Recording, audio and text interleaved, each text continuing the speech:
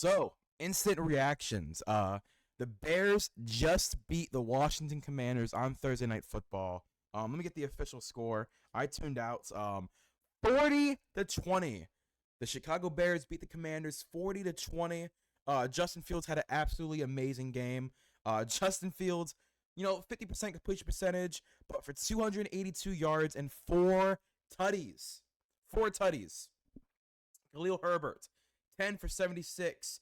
Justin Fields, 11 for 57 yards on the ground. Kari Blasingame, 8 for 26. Roschon Johnson, 3 for 19. Solid run game all around. That's almost 170 yards rushing in an NFL game.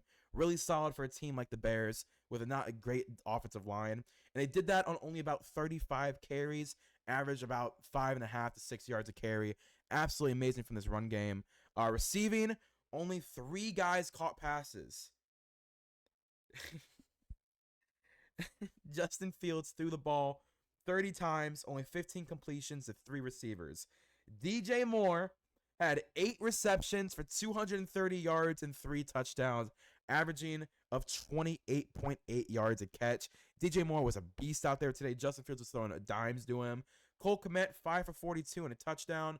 And their former divisional rival, now teammate Robert Tonyan, even got 2 catches. What was that? 1, 2, 3, 4, 5 sacks by the Bears defense. A pick by Greg Stroman Jr.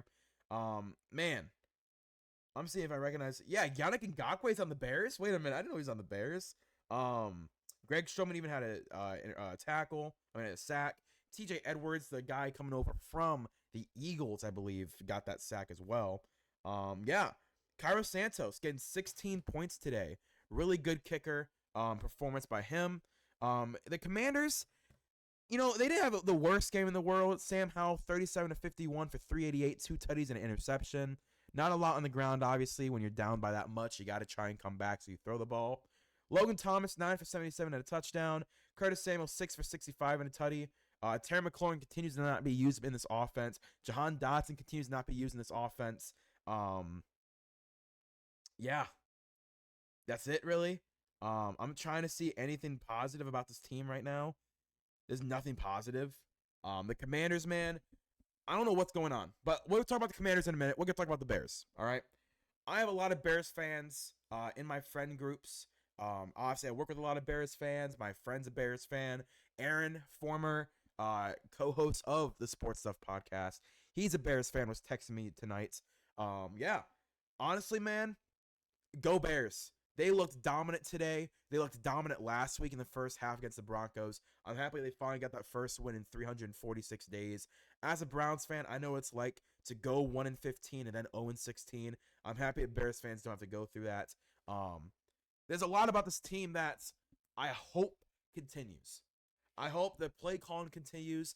I hope that Justin Fields continues to be used the way he was used tonight. A lot of play action, a lot of him dropping dimes in the buckets, a lot of separation by the receivers as well. Run game was solid to the point where they didn't have to rely on the run game to win. Kind of like last year when they won, Justin Fields would rush for 180 yards a game. Now he's thrown for over 200 yards 2 weeks in a row, multiple touchdowns. DJ Moore getting involved and being very positive in this offense is very good. When you trade back from number 1 overall, you hope that the guy that you traded back with or back for is really good. He's finally getting properly used in this offense, man. It's so good to see this team finally use their pieces. I'm trying to undo my cord. It kind of got stuck underneath my legs. I'm trying to get it out. Why is it? There we go. Sorry, that was really random. I'm trying to not do edits on these kind of videos. Just talk. But yeah, Justin Fields looks great. DJ Moore looks great, as we all knew. Cole Kmet has really come onto the scene this year. He's had a really, really solid year so far. I'm actually going to go to Cole Kmet. I want to see what his stats are. I know he caught a touchdown last week. Cole Kmet has 200 yards and 2 touchdowns this year. 3, right? 3 touchdowns? 3? Yeah. So he's had 3 touchdowns this year on 189 yards. I believe that's what it is. Previous, he had only had 8 touchdowns in his career. Already has 5 weeks into the season. That comes out to about 9 touchdowns by the end of the year. 9, 10 touchdowns. If he can have that, that'd be a big breakout season. They could probably get signed a little bit of a contract extension by the Bears because right now the Bears in a weird spot, right? They have Justin Fields, who they can obviously keep long term and build around because we see this, we see the flashes. I'm someone who hasn't given up on Justin Fields. I think he has a lot of talent in the world. If he went to a better team, he would have already been good so far. But he went to a bad team, so the guy is gonna take longer to develop, and he's developing so far. So he's had a lot of good games, obviously some bad games too. But he doesn't have an offensive line. Didn't really have any receiving threats getting separation until the last 2 weeks. The play calling was horrendous. Luke Getsy, no matter what, needs to be fired at the end of the year. They need a new play caller. Matt Eberflus, terrible on defense. No matter what, needs to get let go at the end of the year. His Bears defense is bad. Just bad. How do you have a head coach as a defensive coordinator and play caller and have a bad defense? The dude's gonna be gone by the end of the year. Offense, hopefully they hire an offensive mind at head coach. They should have. They didn't because I'm gonna guess they're like, oh, Justin Fields is gonna develop just fine underneath a defensive head coach and a bad play caller. No, he needed a Mike McDaniel, right? He needs that offense. He needs a Kevin O'Connell, that type of guy to be like, hey man, we're gonna scheme you open receivers. We're gonna do what we can. And he never got it. He got Matt Eberflus, who will be let go by the end of the year. Luke Getsy will be out of a job by the end of the year, and he's still making it work. Now, he may save their jobs again, they're only 5 weeks in. For all we know, the Bears start 0-4, go 9-8. For all we know, they could end the year 9-8, maybe sneak in as a 6th or 7th seed, and all of our opinions are changed of Justin Fields. He just texted me. Aaron just texted me. Like, everything could change by the end of the year. It's only week 5. It's only week 5. They were terrible the first 3 weeks. Not the best in the second half last week, and they were dominant today. This could be the Bears we see for the rest of the year, or they could fall back into regression that we saw, and everyone's out of a job by the end of the year. They have number 1 and number 2 draft picks. They take Caleb Williams and Marvin Harrison. And speaking of the draft, I am intrigued to see what they do. I really am. With the draft, if you get number 1 overall, you got to take Caleb Williams. I'm sorry. I love Justin Fields. But if he plays like he plays tonight, you won't be in the number 1 slot, so it won't even matter. But if you end up in the number 1 slot, no matter what, even if he's playing this well, if it's your pick, how about that? If it is the Chicago Bears' own pick, ends up in number 1, then you take a quarterback. If it's the Panthers, you think about it. You think about it, man. I think you might trade back. Because guess what? Someone's going to give up a massive haul. It's going to be a massive haul. If the Bears... Let's say they go 6-11, right? They go 6-11, have a top 10 pick at 7 or 8. They have a 7th or 8th overall pick, but the Panthers have a 1-15 or 2-15 season. They have the number 1 overall pick. I think it's intriguing. I think you could talk yourself out of trading out of number 1, trading back to 3, 4, 5, right? I think you can talk yourself out of it. Caleb Williams goes 1, Drake May goes 2, Marvin Harrison goes to 3, get Olu Fashanu at 4. Get Olu, go 4, get a stud left tackle, franchise level left tackle. Do something like that at 8. Grab the next receiver. Emeka Ogbaku, Malik Neighbors. I'm trying to think of any receivers in this class now. Maybe you do go quarterback. Maybe go a Shedeur Sanders route. You know what I mean? Like maybe you go that kind of route. Or Michael Penix. There's a lot of quarterbacks in this upcoming class. You're not stuck taking Caleb Williams at 1. Because I think if Justin Fields can keep this up, you're not the worst team in the league. You're just not. Your offense can become good again. If your defense is just okay, you can win 9 games. You can easily win 8 or 9, 8-9, 9-8, and make the playoffs as a 6th or 7th seed. That's the level the Bears are if they continue to play like this. And if they can keep this up, awesome for you guys. You found your quarterback. I never thought he was the issue. I thought he honestly had developmental issues of like, hey man, you gotta learn to throw the ball out. You gotta learn to dunk and dime your way down the field and stop going for these all these 50-yard passes. But if it's working, it's working. And if the Bears do end up with the number 1 overall pick that was not their own pick, if it is the Panthers' pick, I can talk you out of not taking Caleb Williams. I can, because that means your own pick was higher. Because there's other issues on this team besides quarterback. And I think even if you don't go Justin Fields long term, he can play for another 2 years for your team. Why let him develop, trade him. Tag and trade him in 2 years. Or sign him to an extension. If he proves to be that guy, sign him to an extension. But I think because like there's too many issues. Caleb Williams is gonna have the exact same issues as Justin Fields if they leave. He will.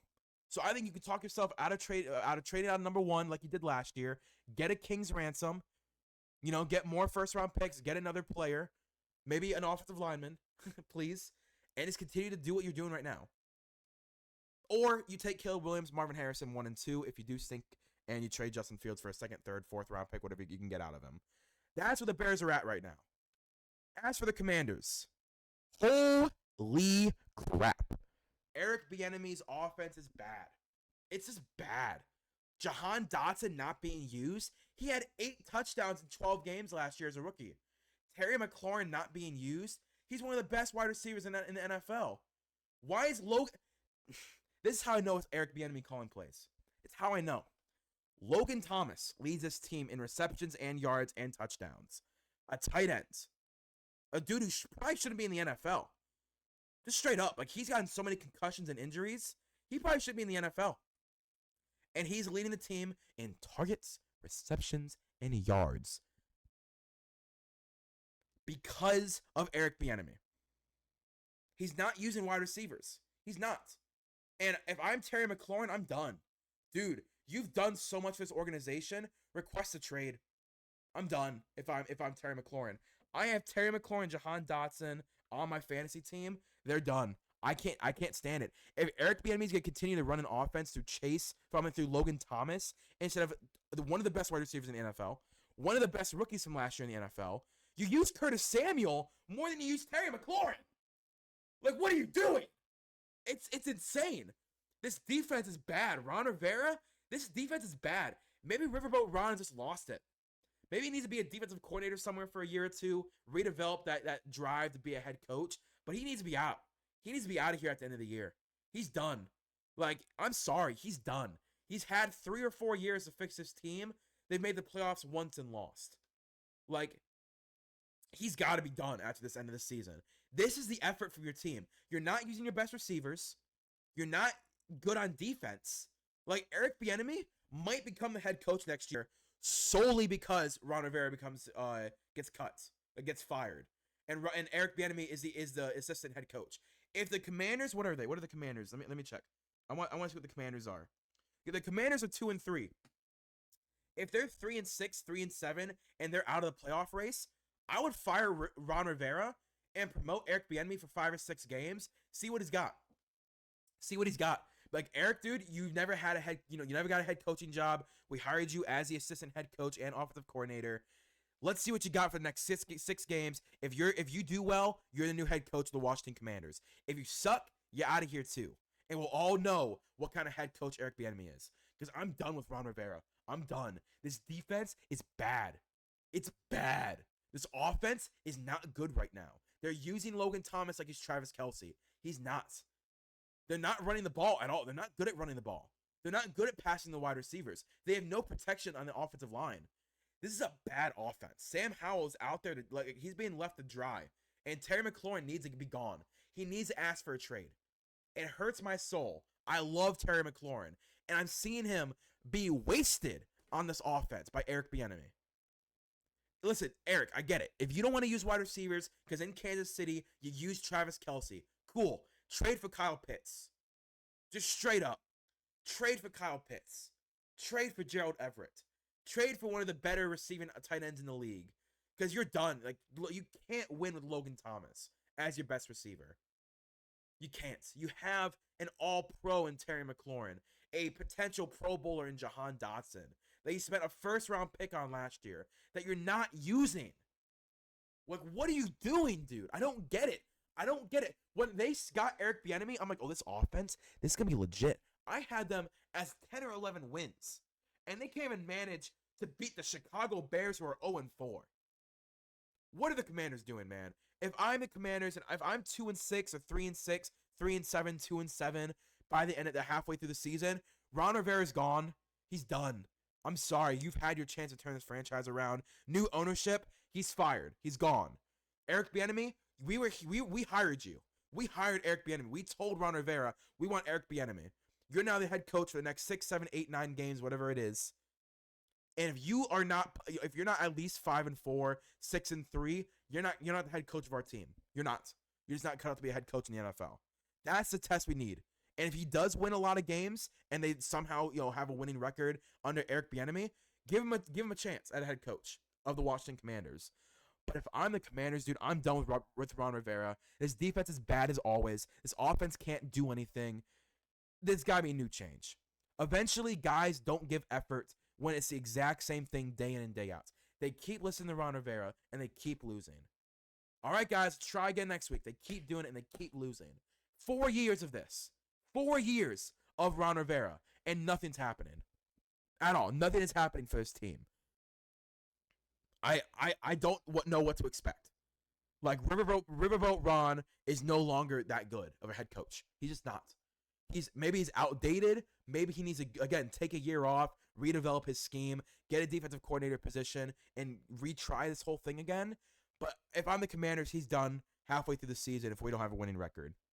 And if we do have a winning record, he might still be gone at the end of the year. Because if I'm the ownership, I'm not accepting this. My fans booing me at halftime on my home field, nah.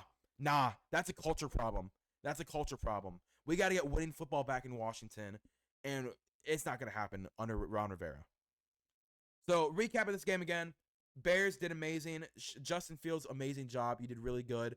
The Bears defense did really good as well. Commanders, man, it's tough. I bought into your stock. I drafted Sam Howell. I drafted Terry McLaurin. I drafted Jahan Dotson. And they're both sticking up the field.